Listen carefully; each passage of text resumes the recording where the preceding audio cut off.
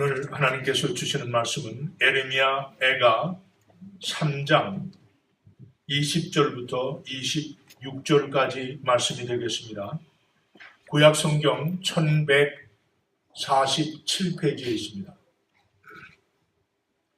에레미야 애가 3장 20절부터 26절까지 말씀입니다.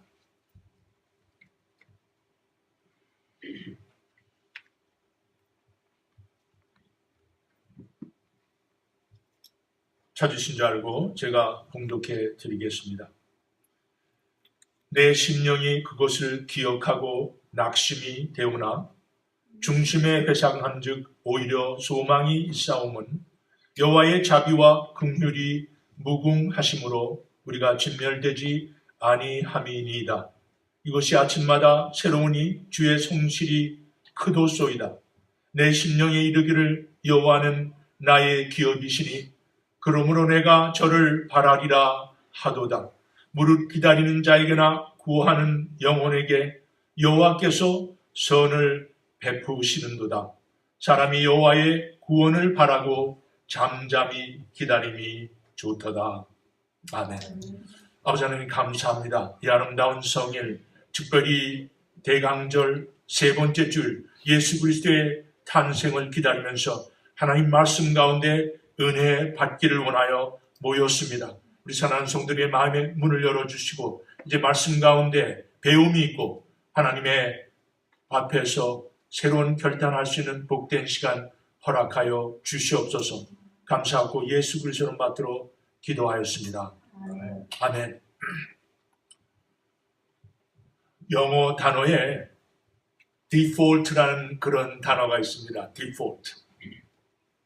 이 default는 두 가지의 의미를 가지고 있습니다. 일반적으로 default는 채무를 불이행했을 때 나타나는 단어입니다. 다시 말해서 파산 직전에 원금을 갚거나 이자를 갚아야 할 텐데 돈을 빌린 후에 그것을 갚지 못해서 일정 기간이 지나면 디폴트가 됐다고 합니다.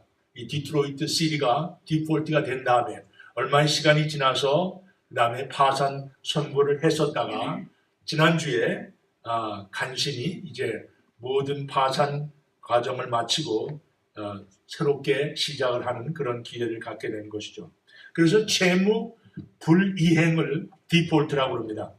그런데 또 하나 컴퓨터를 하시는 분들은 잘 알지만은 디폴트의 의미가 어떤 의미를 갖고 있냐면은 컴퓨터가 맨 처음에 나왔을 때 가지고 있는 초기값 그것을 디폴트라고 합니다.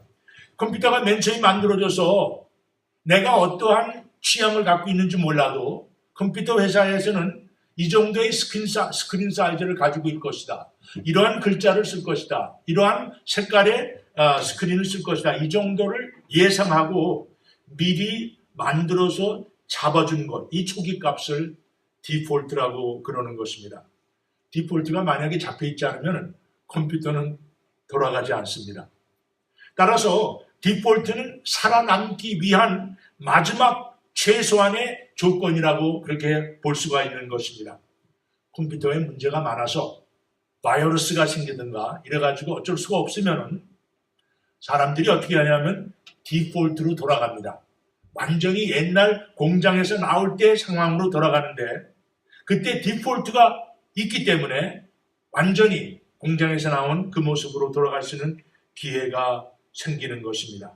디폴트 때문에 다시 시작할 수 있는 것입니다. 그런데 사람들에게도 디폴트가 있어요. 모든 것은 다 잃어버려도 마지막까지 붙잡는 가치관을 우리는 디폴트라고 부르는 것입니다. 비록 채무 불이행을 하여 부도가 난 그런 극한 상황이라 할지라도 마지막 붙잡는 것, 때에 따라서는 그것이 아내가 될 수도 있고 남편이 될 수도 있고 자식이 될 수도 있고 이렇게 가족들이 또한 마지막 디폴트가 될 수가 있는 것입니다. 한국이 자살 왕국이라고 해요. 왜 이렇게 사람들이 자살을 많이 하는지 모르겠습니다. 어제도 요새 청와대에서 시끄러운 정윤회 사건인가 이런 것 때문에 경찰 한 사람이 자살을 했어요. 제가 보기에는 도대체 자살할 만한 이유가 전혀 없는 것 같은데 자살을 하더라고요. 그 사람에게는 디폴트가 없는 거예요. 마지막 붙잡을 만한 가치가 그 삶에 없기 때문에 그는 죽음을 택한 것이라는 것을 우리는 발견할 수가 있는 것입니다. 그러나 우리 믿는 사람들, 크리스찬에게는 꼭 한 가지 디폴트가 있는데 그것이 바로 소망입니다. 아무리 죽을 수밖에 없는 그런 역경에 도다른다 할지라도 우리가 목숨을 내놓지 않고 견딜 수 있는 이유는, 그 가치는 바로 하나님 안에 있는 소망인 것입니다. 요셉이 10명의 형들에게 배반을 당하고 애굽에 아무것도 모르는 나라, 언어도 통하지 않고 문화가 통하지 않던 그 나라의 종으로 팔려갔을 때 얼마나 죽고 싶었을 거예요. 그러나 그가 끝까지 견디어서 애굽의 총리 대신이 될 수 있었던 이유는 그 안에 있었던 디폴트, 하나님 안에 있는 소망 때문입니다. 우리가 잘 아는 것처럼 다윗이 자기 장인에게 쫓겨서 목숨을 부지하려고 이굴 저굴을 다니면서 10년 이상을 도망 다녔지만 그에게 마지막 붙잡을 수 있는 그 가치는 바로 하나님 안에 있었던 것입니다. 우리가 계속해서 에레미야 애가를 공부하고 있습니다. 에레미야는 정말 너무나 불쌍한 선지자입니다. 우리가 그를 눈물의 선지자라고 부르는 것이 너무나 당연한 이야기입니다. 에레미야서를 통하여서, 특별히 에레미야 애가를 통해서 발견하는 것은 처음부터 끝까지 전부 다 슬픔에 잠겨 있는 시가 바로 에레미야 애가라는 것을 우리는 발견하게 됩니다. 장송곡을 듣는 것 같은 서글픈 마음이 에레미야 애가를 읽으면서 발견하게 됩니다. 에레미야에게는 아무것도 이제 붙잡을 만한 가치가 하나도 없습니다.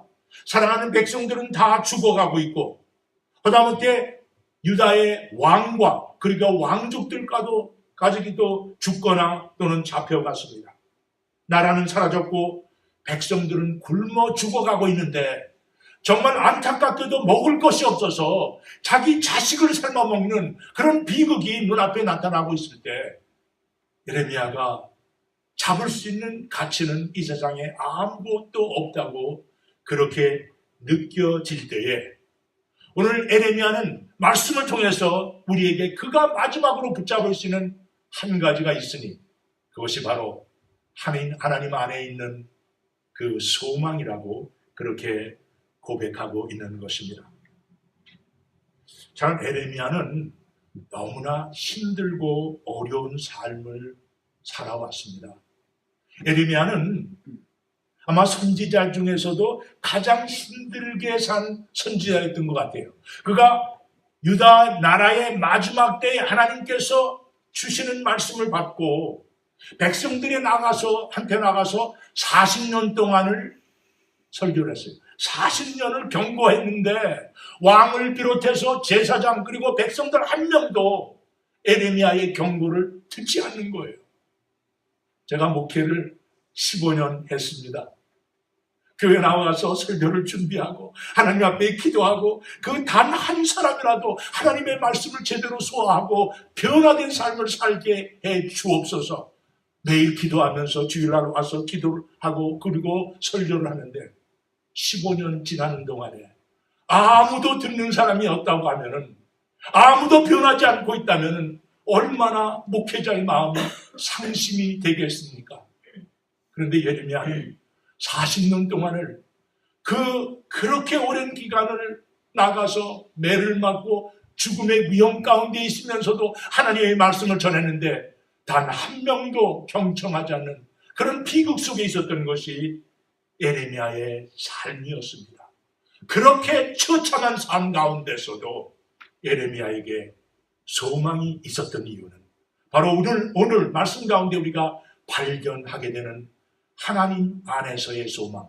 그래서 오늘 설교의 제목을 오히려 소망, yet hope라고 정한 것입니다.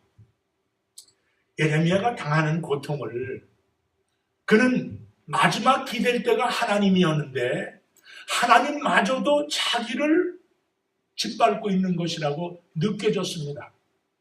우리 크리스찬들도 하나님을 믿지만 때에 따라서는 하나님이 나를 버렸다고 느껴지는 때가 있어요. 제가 목회를 하면서도 때에 따라서는 하나님께서 정말 나를 부르셨나, 나를 버리신 것이 아닌가 그렇게 의심이 갈 때가 간혹 있습니다. 특별히 예레미야는 하나님의 특별한 사명을 받았는데도 불구하고 그의 고통과 그의 일어나는 모든 사건 가운데서 하나님께서 자기를 버렸을 뿐만 아니라 자기를 대상으로 공격을 하고 계시다고 그렇게 느꼈던 것입니다. 예레미야 애가 오늘 읽으신 말씀 바로 앞으로 가시면은 성경을 펴신 분들 한번 보시기 바랍니다. 예레미야 애가 3장 12절과 13절은 이렇게 적혀 있습니다. 활을 당기고 나로 관역을 삼으시며 전동의 살로 내 허리를 맞추셨도다. 누가 그렇다는 거예요? 하나님께서 나를 관역으로 만들어가지고 계속해서 화살을 쏘고 계신다는 얘기예요. 하나님의 사자로서 하나님의 책임을 맡은 말씀을 받은 예레미야가 하나님께서 얼마나 자기를 괴롭히면 이렇게 하신다고 느낌이 들었겠습니까? 그 다음에 볼 것 같으면 3장 15장 16절 보세요. 3장 15절과 16절 보세요. 나를 쓴 것으로 배불리시고 쑥으로 취하게 하셨으며 조약돌로 내 이를 꺾으시고 재로 나를 덮으셨도다. 이가 아픈 건 얼마나 힘듭니까? 저도 이번에 임플란트 하느라고 몇 달 동안 고생을 했는데 드디어 오는 화요일 날 가서 이제 새 일을 받게 됩니다. 이가 참 아프면 힘들어요. 근데 어떤 사람이 와가지고 돌로 내 이를 갖다 계속 깨고 있다고 생각해봐요. 얼마나 고통스러운 것입니까? 근데 예레미야는 하나님께서 고의적으로 자기한테 와서 이를 깨고 계신다는 그런 고백을 하고 있으니 예레미야가 얼마나 처참하고 그리고 절망 상황 속에 빠져 있는가를 우리는 볼 수가 있습니다. 제가 목회를 시작하고 나서 우리 지역은 교회니까 늘 당하는 일이지만 어려움 중에 하나는 재정 문제. 우리 교회 재정이 아무래도 부족하지 않습니까? 제가 15년 동안 살면서 참 기적적으로 살아왔습니다. 근데 늘 생각 속에 이 재정을 어떻게 해결할까? 많은 목사님들이, 조그만 교회 목사님들은 바이보케이셔널이 됩니다. 그래서 자기가 옛날에 하던 직장생활 하면서 목회를 하는 분들이 꽤 많이 있어요. 근데 저는 목회를 시작하면서 그거는 아니라고 생각했어요. 이왕이면은 완전히 올인을 해야 되지 않을까.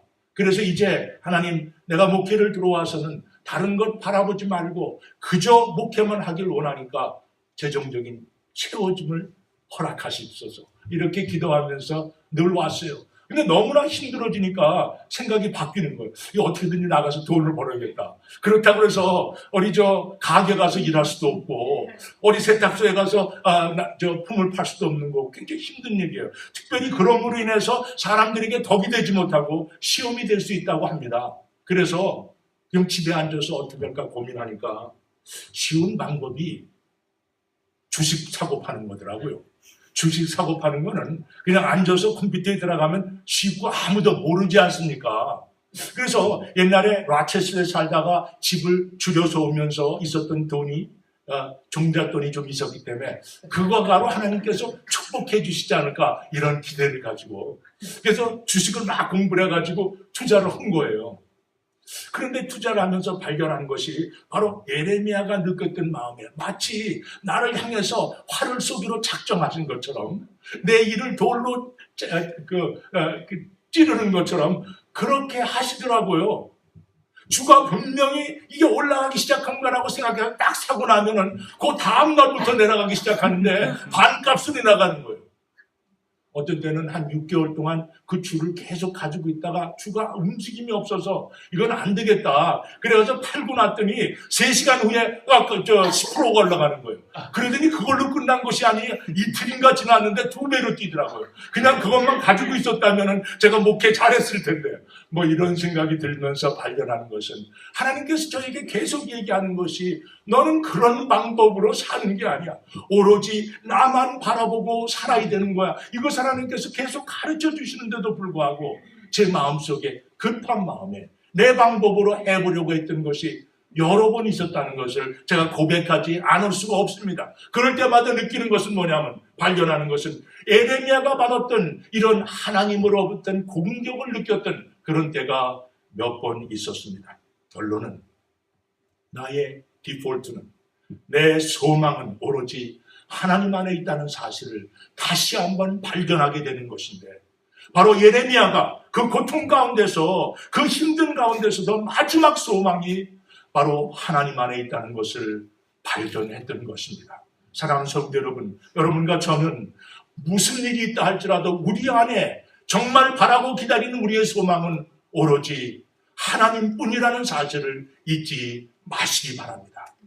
오늘 말씀 가운데서 이 예레미야가 우리에게 가르쳐주는 주 안에 소망을 둔 자가 가져야 될 몇 가지 중요한 지식을 오늘 말씀 가운데 같이 발견해 보기를 원하는 것입니다. 제일 먼저 하나님의 성실하심 때문에 우리는 소망을 갖는 것입니다. 사람들은 소망을 어디다 두고 있습니까?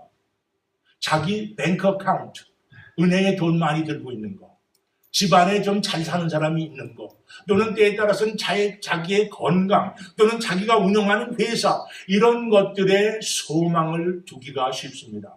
그러나 우리가 두는 소망은 오로지 하나님의 성실하심에 있는 것입니다. 우리가 하나님을 믿는 이유는 하나님께서 성경 안에 말씀하신 대로 우리에게 약속을 지켜주시고 영원히 100% 말씀하신 대로 실천하신 분이라는 것을 우리가 잘 알기 때문인 것입니다. 1988년 소련의 한 부분이었던 알마니아, 거기에 지진이 일어났어요. 리히터 스케일 6.8입니다. 그 지진으로 인해서 엄청나게 많은 사람들이 죽었어요. 정확한 숫자는 모르지만 최소한 5만 명 이상이 죽었고 부상자만 10만 명이 넘는다고 합니다. 그런데 이런 지진이 캘리포니아에서 생겼다면 큰 문제는 아니에요. 물론 좀 몇 명 죽을지 몰라도. 사실 기록에 보니까 1989년에 산타크루즈 캘리포니아에서 리히터 스케일 6.9로 생긴 지진에서 63명이 죽었습니다. 그런데 캘리포니아와 거기에 차이는 뭐냐 하면은 건물들을 잘못 진 거예요. 캘리포니아는 건물을 지으려면 그 코드가 있어요. 그대로 제대로 짓지 않으면 캘리포니아에서 집을 못 짓게 되어 있습니다. 그런데 공상 치하에서 사람들이 시멘트 띄워먹고 그 다음에 협작하고 뭐 이래가지고선 건물들을 제대로 된 게 하나도 없는 거예요. 처음으로 이 공산당들이 얼마나 악행을 했는가를, 얼마나 돈을 빼먹었는가를 사람들에게 알려주는 그런 기회가 됐습니다. 당시에 소련의 대통령이었던 고르바체프가 처음으로 모든 나라에 도움을 청했고 113나라가 미국을 포함해서 구호에 참여를 하였었습니다. 그런데 이런 스토리가 있어요.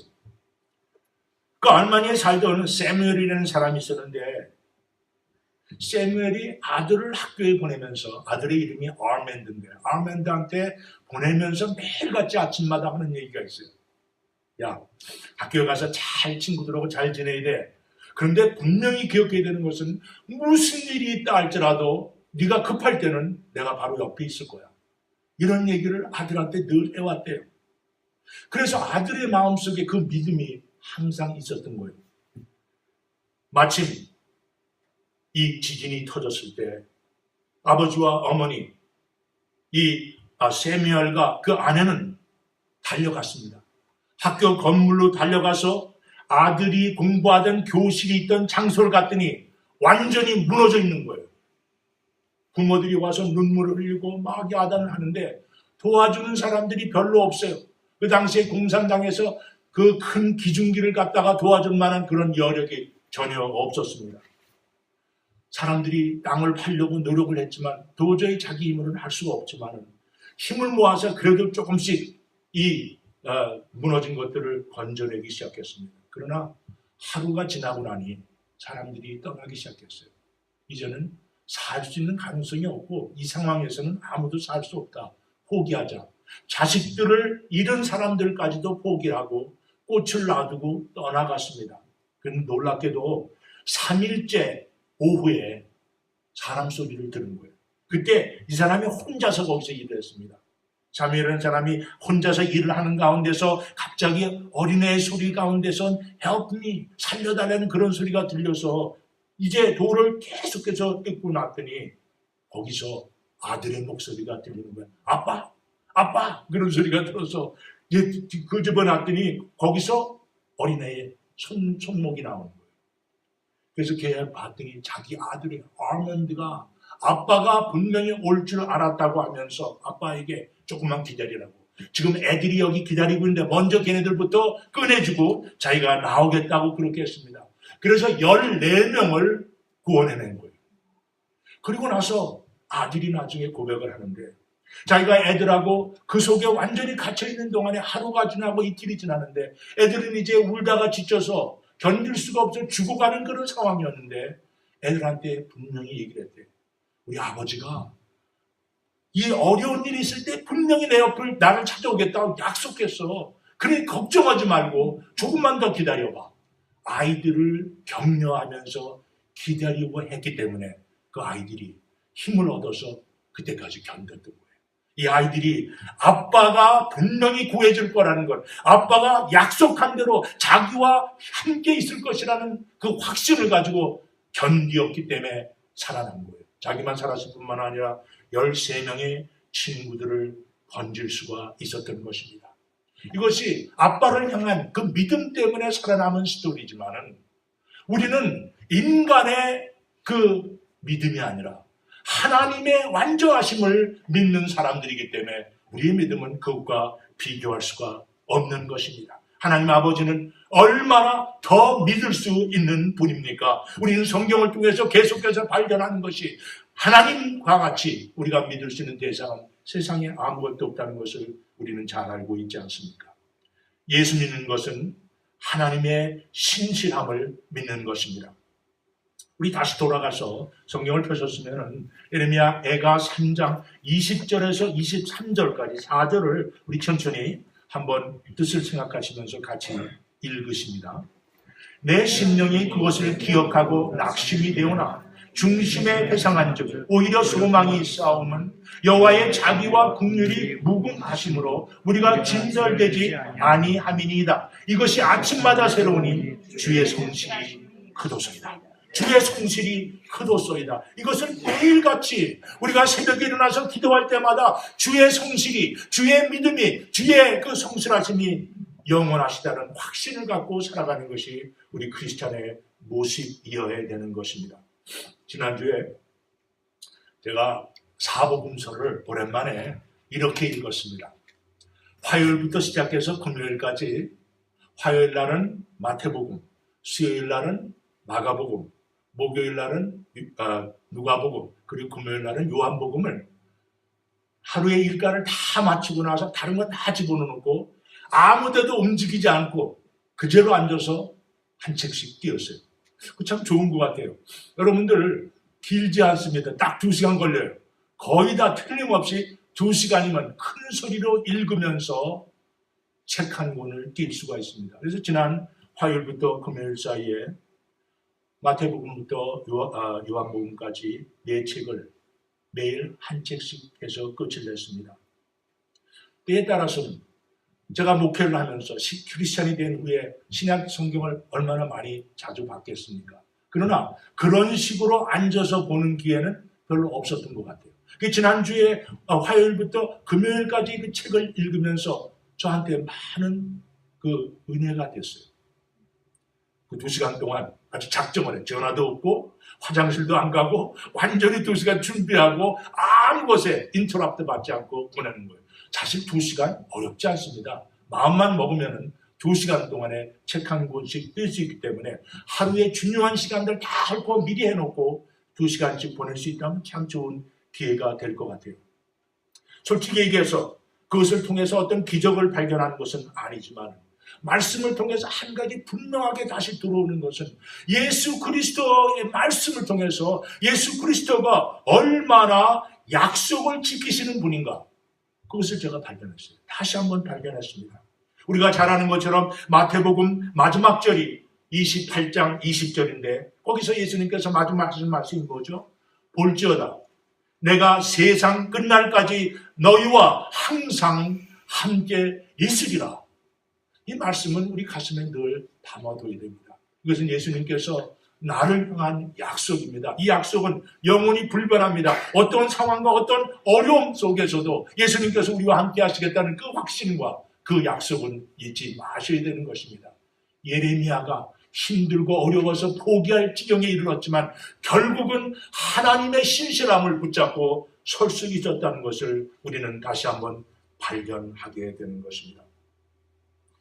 미국의 해병대가 말이죠. 저는 군대 해병대는 안 가봤지만 한국에서도 해병대는 좀 알아주지 않습니까? 미국에서도 해병대는 좀 특별합니다. 그 해병대는 자부심들을, 이 미국에서도 해병대를 마친 사람들은 특별한 자부심을 갖고 있어요. 그 사람들이 부르짖는 게 뭐라고 그러냐면은 once Marine, forever Marine. 한번 해병대면 영원한 해병대다, 그런 얘기를 하는데, 얼마 전에 해병대가 훈련을 마치고 선서하는 장면을 제가 유튜브로 봤어요. 좀 감동이 돼요. 그 젊은이들이 말이죠, 부르짖는데 그들이 약속하는 것 가장 중요한 모토가 우리 라틴 말로 Semper Fi라는 말이 있습니다. 여러분들 가끔 가다가 자동차 뒤에 그 빨간 배색에다가 금색으로 글씨를 쓴 것을 보시게 되는데 Semper Fi라는 글을 가끔 보실 것입니다. 해병대 출신들이 꼭 붙여놓고 다니는 거예요. Semper Fi라는 말은 원래 라틴어로서 Semper Fidelis라는 말입니다. Semper Fidelis를 줄인 말인데 그 말은 always faithful, 항상 믿음. 이것이 해병대의 약속이며 또한 모토인 것입니다. 그들은 힘든 훈련을 다 마치고 나서 이제 나라와 그리고 내 동료들을 위해서 목숨을 바치면서도 믿음을 지키겠다. 이것이 바로 해병들 간의 약속인 것입니다. 그러나 그 약속을 지키려고 전쟁터에서까지도 정말 목숨을 거는 그 해병대들의 모습을 보면 우리들의 감동이 있습니다. 그러나 우리가 잘 아는 것처럼 해병대가 아무리 믿음이 좋다고 해도 어떻게 100% 완전할 수가 있겠습니까? 그런데 하나님의 믿음은, 하나님의 신실하심은 100%입니다. 하나님의 말씀을 땅에 떨어지는 일이 없고 하나님의 말씀은 끝까지 이루어진다는 사실을 우리가 믿기 때문에 비록 우리가 모든 것을 잃는다 할지라도 마지막 디폴트, 소망을 가질 수 있는 이유는 바로 하나님의 신실하심 때문인 것입니다. 예레미야는 그 힘든 가운데서도 하나님의 신실하심 때문에 그가 마지막 디폴트, 소망을 가질 수가 있었던 것입니다. 두 번째, 우리가 말씀 가운데 오늘 발견해야 되는 것은 구하는 자에게는 소망이 있습니다. 구해야 돼요. 우리 믿는 사람들이 하는 일이 뭐죠? 항상 구하는 겁니다. 하나님 주시옵소서. 그것도 좋아요. 이 구한다는 것은 하나님을 찾고 기도 가운데서 하나님과 교제하기를 원하는, 이것이 바로 우리 믿는 사람들의 방법이며 사는 길입니다. 신실하심을 믿는, 하나님의 신실하심을 믿는 우리가 해야 할 것은 하나님을 구하고 하나님께 나아가는 것입니다. 쉽게 얘기해서 기도의 습관이 된 삶을 살아야 되는 것입니다. 우리 예레미야서 3장 25절 한 절만 같이 읽으십니다. 무릇 기다리는 자에게나 구하는 영혼에게 여호와께서 선을 베푸시는도다. 구하는 영혼에게 하나님께서 선물을 준비하시고 또한 선을 행하신다고 분명히 설명하고 있는 것입니다.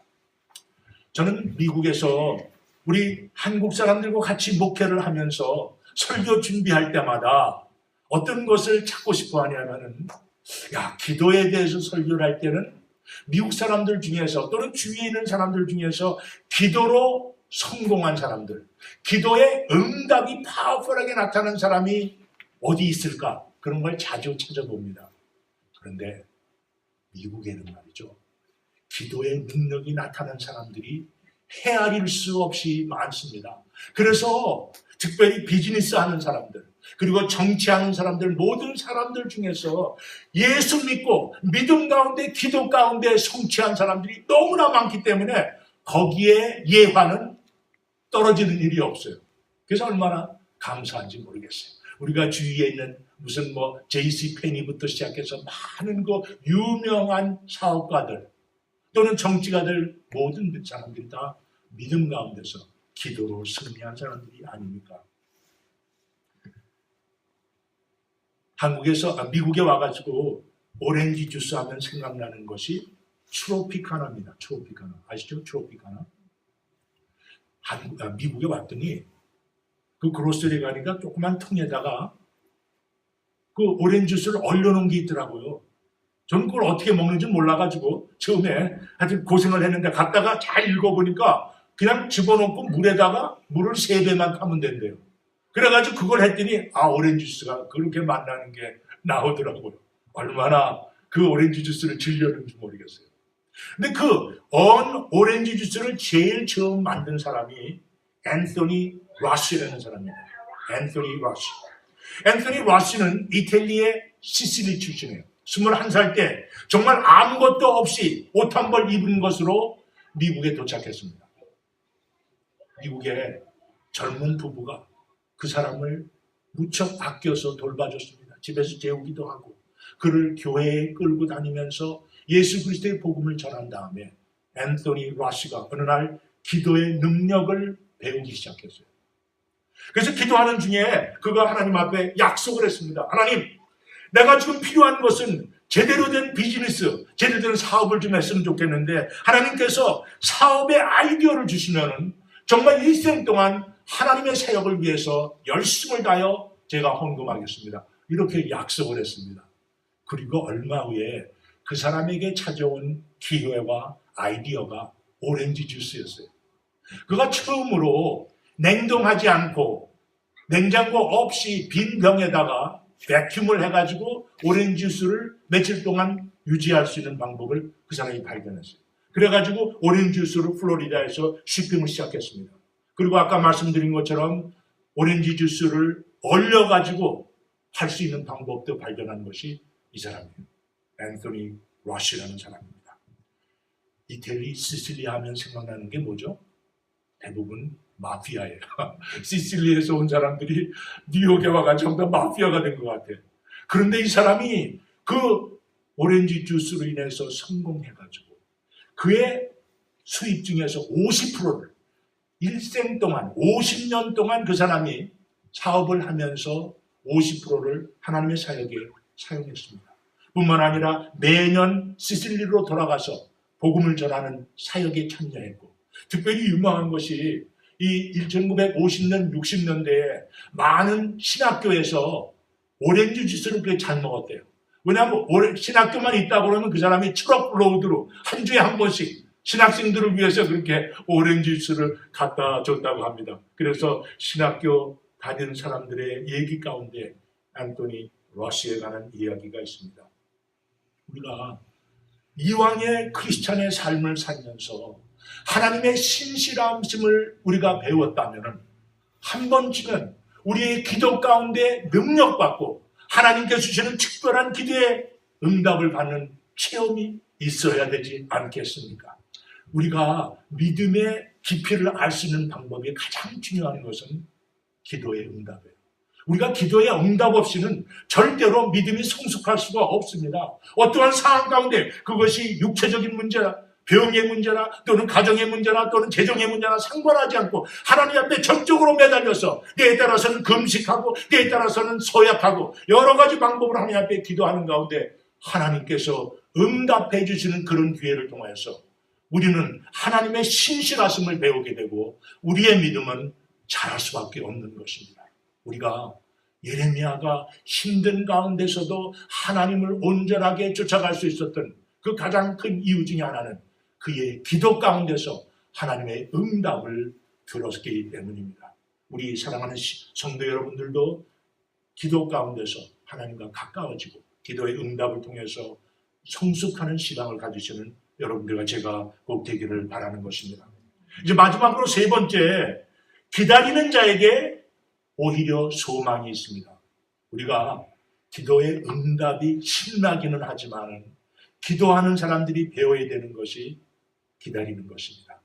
때에 따라서는 우리가 원하는 만큼 기도의 응답이 빨리 오지 않는다 할지라도 기다리는 자에게 하나님의 특별한 은혜가 같이 하는 것입니다. 오늘 읽으신 말씀의 마지막 말씀인데 예레미야 애가 3장 26절 말씀 우리 같이 한번 읽으십니다. 사람이 여호와의 구원을 바라고 잠잠히 기다림이 좋도다. 시편을 통해서 우리가 계속 발견하게 되는 것은 기다림. 기도하면서 기다리는 것이 힘들기는 하지만 그것이 얼마나 필요한 과정인가를 우리는 성경 속에서 발견하게 되는 것입니다. 제가 고등학교 1학년 때 처음으로 계목이라는 걸 갔습니다. 요새도 한국에서 그걸 하는지 모르겠는데 서울과 시골의 차이가 그때 굉장히 많았어요. 그래서 제가 고등학교 1학년 때 우리도 가난하게 사는 집이었지만은 그래도 서울에 산다고 시골에 계몽을 간 거예요. 제가 찾아간 데가 충청북도 청원군 소초면 장동리. 기억을 다 해요, 제가. 그런데 하여튼 기차역에서 내려가지고 걸어가는데 몇 시간을 걸어간 것 같아요. 충청남도 북쪽에서 내려가지고 충청북도로 넘어가는데 완전히 산골에 거기는 전기가 들어온 적이 한 번도 없었습니다. 우리가 그 마을에다가 도서관을 하나 설치해 주자고 책들을 많이 구해가지고 그걸 가져갔어요. 그랬더니 마중 나온 사람들이 뭘 가져오냐면 지게를 가져왔어요. 지게. 그래서 저는 일생에 한 번도 지게를 져본 일이 없는데 지게를 쥐고선 거기다 책을 다는 거예요. 근데 더구나 그걸로도 족한데 그 젊은 나이에 뭐 자랑이 생겨서 그런지 몰라도 그 여학생들이 가져가는 짐까지 다 얹었어요. 그래가지고 엄청나게 거두는데 그거를 가지고 가면서 중간에 이거 안 되겠다. 포기하고 싶은 마음이 그렇게 많더라고요. 그래서 안내 온 사람한테 계속 물어봅니다. 다 왔습니까? 저기만 돌면 돼요. 저 산 지나면 됩니다. 근데 그 산을 지나도 아직도 안 되겠죠. 아저씨, 거의 다 왔어요. 저 계곡만 넘으면 됩니다. 그렇게 얘기를 하더라고요. 그 시골 사람들이 길을 가르쳐 주는 방법이 아마 그런 것 같아요. 저기입니다. 늘 그러지 않습니까? 그런데 가만히 생각해 보니까 그분이 참 지혜로운 것 같아요. 그렇게 함으로 인해서 또 참고 하지만은 결국은 그 힘든 길을 잘 견뎌서 계몽을 가서 남들에게 칭찬받고 그렇게 계몽을 했던 기억이 납니다. 우리는 살면서 때에 따라서는 기다리는 그 연습, 기다리는 덕이 우리에게 너무 필요합니다. 하나님께서는 때에 따라서 빠른 시간 내에 이머전시 그 기도의 응답도 주시기도 하지만 많은 경우에 기다림을 통해서 우리의 신앙이 성숙되는 것을 하나님께서 원하시는 것을 우리가 기억해야 되는 것입니다. 지난주 뉴스 중에서 한국을 부끄럽게 한 사건은 대한항공 땅콩 사건이에요. 그래서 그 패러디를 보니까 대한항공 비행기에다가 땅콩 항공이라고 썼더라고요. 대한항공이 아니고 땅콩 항공. 그런데 사실 이 조현아 그 부사장이 문제를 일으켰다는 건 땅콩이 아니고 마카데미아 낫입니다. 근데 하여튼 전부 다 땅콩으로 얘기들을 해가지고 한국에서 지난주에 그 마카데미아 낫의 그 매출이 2.5배인가 뭐 늘었다고 그러더라고요. 땅콩도 많이 팔고 그렇게 해서 돈 번 사람도 있지만은 하여튼 한국 망신을 정말 했습니다. 어쨌든 간에 저는 그 여자분을 잘 몰라요. 옛날에 한번 소식을 들었던 것 같아요. 하와이에 가서 자기 아들을 애를 낳았다고 그러더라고요. 그래서 원정 해산이라고 그래가지고 문제를 일으켰던 여자였던 거라고 제가 알고 있는데 저는 전혀 모르는 사람이에요. 그런데 그 사람이 그 자기 직원들에게 한 행동을 통해서 발견하는 사실은 뭐냐면 그분은 행복한 삶을 사는 사람은 아닌 것 같다. 그런 느낌이 들어요. 어떻게 편안하고 평강스럽고 행복하게 살고 있는 사람이 그런 행동을 할 수 있겠습니까? 어딘가 불만이 있고 해결하지 못한 문제가 분명히 속에 있기 때문에 그런 것으로 노출되는 것이 아닌가 그런 생각이 듭니다. 우리가 살면서 아무리 재벌의 큰딸로서 세상에 자기가 원하는 것을 이루지 못하고 산 일이 전혀 없을 것 같아요. 그러나 그가 이번에 발견하게 되는 것은 아마도 자기 힘으로도 안 되는 게 있구나. 아마 그런 것을 발견하지 않았나 그런 생각이 듭니다. 우리가 믿음 생활하면서 분명히 알아야 되는 것은 우리의 힘으로 할 수 있는 것은 아무것도 없다는 사실. 그 사람들은 너무나 세상이 자기의 능력들이 됐기 때문에 그런 기회가 없었지만은 우리는 가능하면 빨리 우리의 힘으로는 아무것도 할 수 없다는 사실을 전적으로 알게 되고 하나님 앞에 온전하게 나와서 맡기는 삶을 살 때 우리의 삶이 은혜로운 삶이 되는 거예요. 우리 크리스천의 삶은 완전히 하나님 앞에 맡길 때 우리의 삶은 행복해지는 것입니다. 이번 그런 사건을 통해서 그분도 그 자기가 할 수 없는 것이 있다는 것을 알면서 어쩌면 하나님 앞에 나올 수 있는 그런 기회가 생겼으면 하는 기대가 있습니다. 바울 사도는 견디기 힘든 육신의 문제가 있지 않았습니까? 그 육신에 가시가 있었어요. 그 가시가 정확히 뭔지는 모르지만 하나님 앞에 3번에 걸쳐서 기도를 했다고 합니다. 3번이 아침에 1번 하고 점심에 1번 하고 저녁에 1번은 그런 기도는 아니었을 것 같아요. 아마 이것 때문에 정말 절실하게 하나님께 매달리면서 하나님 내가 이 목숨을 걸고 하나님의 복음을 위해서 싸우고 있는데 최소한 내 육신의 이 가시만은 이 병만은 고쳐주셔야 되지 않겠습니까? 이렇게 매달렸을 거예요. 그런데도 불구하고 하나님께서 주신 앤서는 대답은 뭐였어요?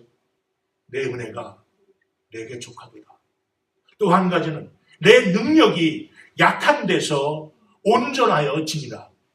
이 말씀을 들었을 때 그 사도 바울의 신앙은 한 단계를 넘어서게 되는 거예요. 지금까지 자기가 알고 있던 신앙은 하나님 앞에서 하나님이 주신 모든 탤런트를 활용하여서 많은 사람들을 컨빈스 시킬 수 있는 그러한 복음을 전했는지 모르지만 그 순간으로부터 복음을 전하는 것도 자기가 사는 것도 온전히 하나님의 은혜뿐이라는 은혜 때문이라는 것을 깨닫게 되는 그런 아름다운 순간이었다고 그렇게 믿는 것입니다. 조니 에릭슨 타다라는 사람이 있습니다. 여러분들 가끔 들었을 거예요. 이 조니 에릭슨이라는 여자는 원래 운동을 잘하는 티네이저였어요. 17살 때 그가 승마도 잘하고 테니스도 잘하고 수영도 잘하는데 다이빙을 그 강가에 나가서 하는데 강 깊이를 잘못 생각한 거예요. 낮은 강이었는데 거기에 다이빙을 하다가 목을 부러뜨렸습니다. 그래서 그때부터 전신마비 그런 삶을 살아왔어요. 처음 2, 3년 동안은 너무나 하나님께서 자기를 죽여주지 않는 것이 너무나 안타깝고 원망스러워서 그런 삶을 살아왔다가 어느 날 갑자기 하나님의 은혜를 새로운 방향에서 발견하기 시작합니다. 그가 쓴 존이라는 그 자서전이 이 세계적으로 유명한 그 베스트셀러가 됐었죠. 그가 아무것도 할 수 없으니까 입으로 이 사진에 나와 있는 거 입으로 브러쉬를 물고선 그림을 그리기 시작했어요. 그 그림이 아주 유명한 그림들이 많습니다. 그런 훌륭한 화가가 됐을 뿐만 아니라 1982년에 켄 타다라는 남자와 결혼을 했고 그녀는 지금 65살입니다. 그러나 지금까지 48권의 책을 쓰고 그리고 최근에 와서는 가수 역할을 합니다. 이 복음 가수로서 작품들을 많이 냈는데 최근에 Alone, Yet Not Alone 이 작품이 나오는 유튜브에 들어가면 들을 수가 있어요. 얼마나 그 감동이 되는 그런 가사의 내용인지 모르겠습니다. 자기는 혼자 있으나 진짜 혼자가 아니라고 하나님께서 같이 하시는 그 하나님의 은혜를 기쁨으로 고백하는 찬양을 하였습니다. 그녀는 수없이 하나님께 치료를 구했을 거예요.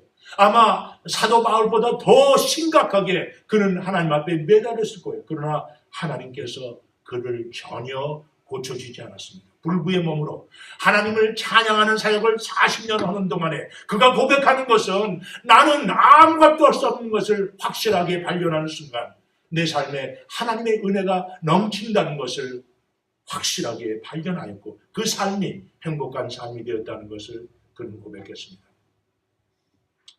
사랑하는 성도 여러분, 에레미야는 참으로 불쌍한 사람이었습니다.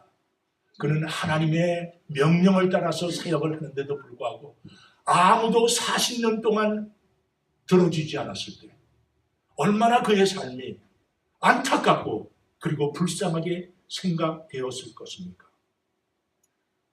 저도 적은 교회를 이끌어가면서 지난 15년 동안 하나님 앞에 매달리면서 원망하고 또한 섭섭하게 생각한 적이 많습니다. 왜 우리 교회는, 왜 우리 성도들은 우리 삶이 정말 뜨겁게 변해서 가정이 변하고 사업체가 변하고 교회가 변하는 것을 만인이 보면서 그 가운데 하나님의 역사하시는 것을 우리가 깨닫고 우리 교회가 부흥 발전하는 건 왜 하나님께서 주시지 않습니까? 이렇게 한탄한 적이 많이 있습니다.